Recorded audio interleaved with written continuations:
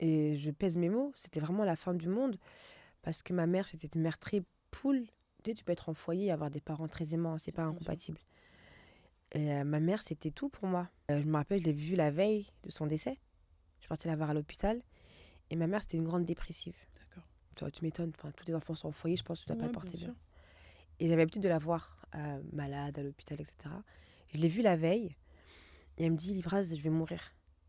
D'accord. Elle me l'a dit. Et comme moi, ça fait 10 ans que je la vois, je dis, bon, maman, allez, bisous Ça sur le va, tu vas front. te relever et Et tout. vas-y, on Ouais. s'appelle demain, on s'appelle souvent. Et le lendemain, elle me répondait pas. Ok.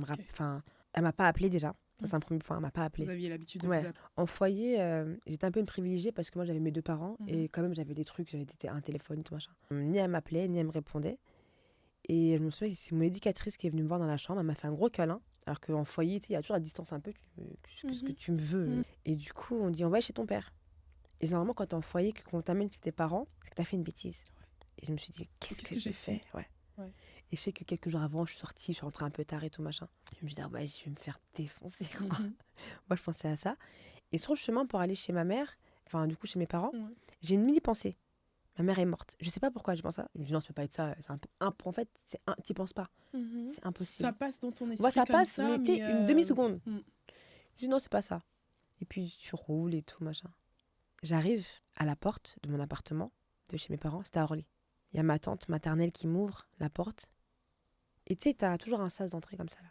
Donc elle ouvre, elle baisse comme ça, elle me dit, ta mère est décédée. Ah ouais. Ok. Je comprends pas. Je comprends pas. Je vois mon père derrière. Mon père qui était en larmes. Tu n'avais jamais vu ton père comme J'avais ça. jamais vu mon père Ouais. comme ça. La sensation, c'est le sol qui se dérobe sous tes pieds.